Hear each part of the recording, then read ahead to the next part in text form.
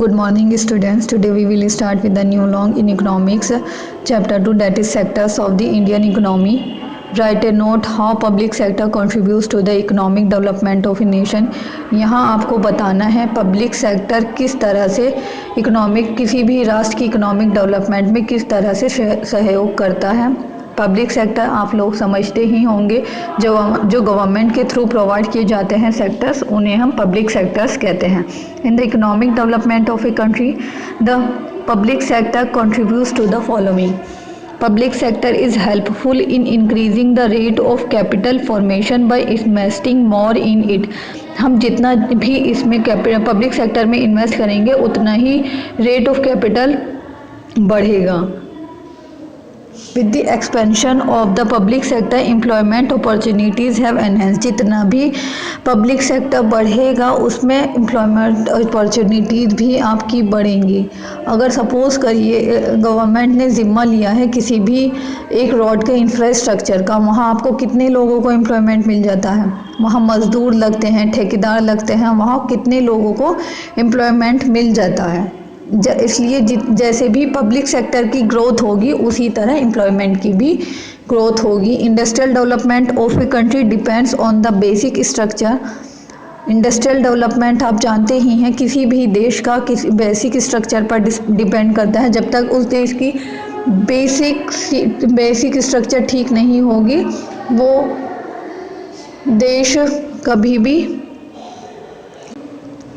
वो देश कभी भी इंडस्ट्रियल उन्नति की तरफ नहीं बढ़ पाएगा। Large amount of investment is required for the development of basic structure.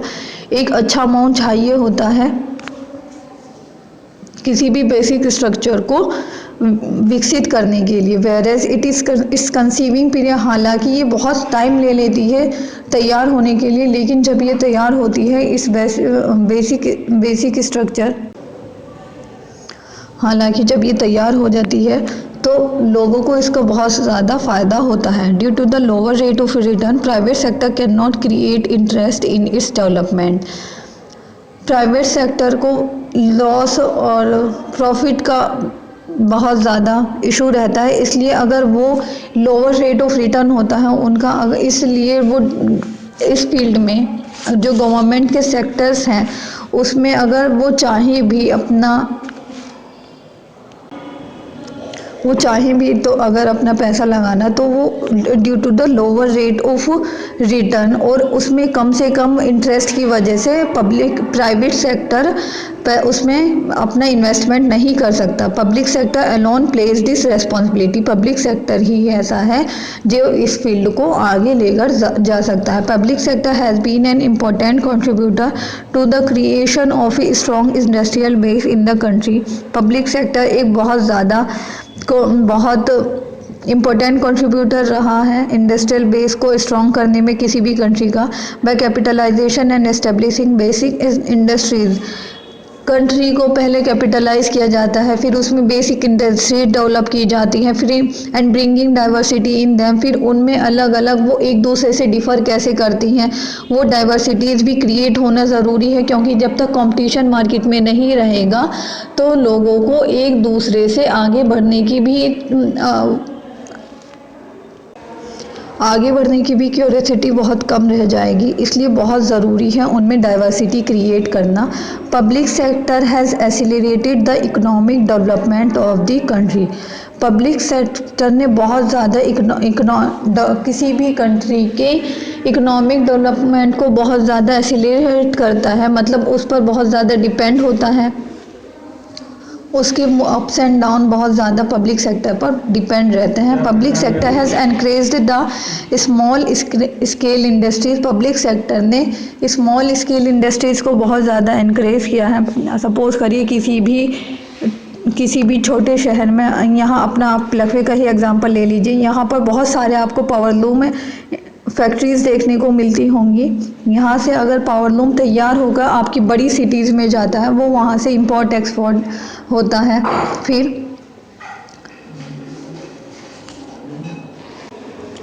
इसी तरह से पब्लिक सेक्टर ने स्मॉल स्केल इंडस्ट्रीज़ को भी काफ़ी बढ़ावा दिया है।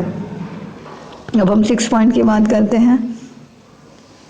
Some Public sector undertaking in the country have been helpful in reducing our dependence on foreign imports. हमारे पब्लिक सेक्टर्स ने इस तरह की अंडरटेकिंग मतलब इस तरह के रूल्स एंड रेगुलेशन सेट कर दिए हैं कि वहाँ पर फॉरेन इंपोर्ट्स मतलब कि लोग बहुत कम से कम डिपेंड हो रहे हैं फॉरेन इंपोर्ट पर। अभी आपने सुना ही होगा कोविड के टाइम पर एक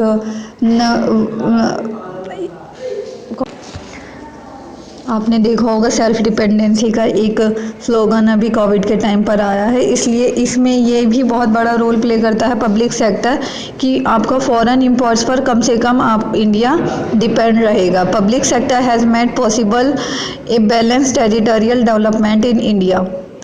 पब्लिक सेक्टर ने आप जानते ही होंगे आपके इंडिया में 29 स्टेट्स हैं, वहाँ को टेरिटरीज को बैलेंस करना बहुत ज़्यादा इम्पोर्टेंट हो जाता है। इसमें पब्लिक सेक्टर का बहुत बड़ा रोल है, उनको बैलेंस करना। Central and state government played a very important role in balancing the territorial development in India. हर एक स्टेट के अंदर जो टेरिटोरियल डेवलपमेंट होता है उसमें पब्लिक सेक्टर बहुत बड़ा रोल कंट्रीब्यूट करता है। थैंक यू, आपका ये लॉन्ग कंप्लीट हो चुका है। अब हम मूव ऑन करते हैं मैप की तरफ।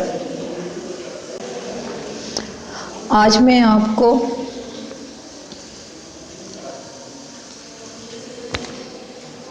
डैम्स के बारे में बताऊंगी।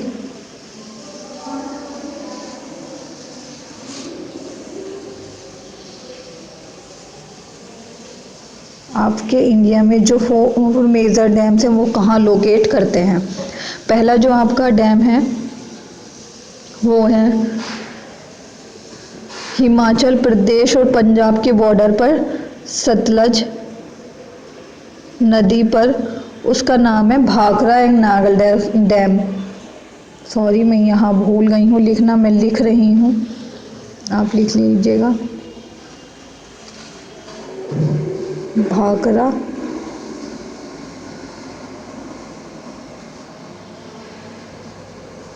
एंड नांगल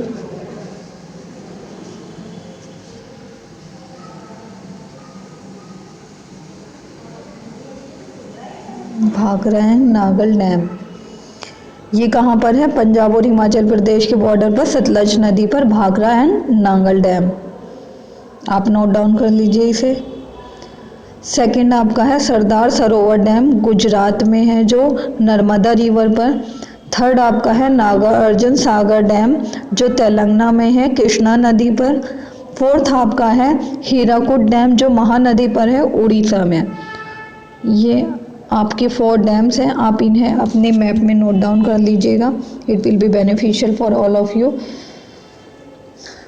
ये आपका चैप्टर कंप्लीट हो चुका है। Tomorrow I will move on the chapter first of the economy. First is not coming in the first is not in your syllabus. Tomorrow I will start with the civics in your video. Thank you.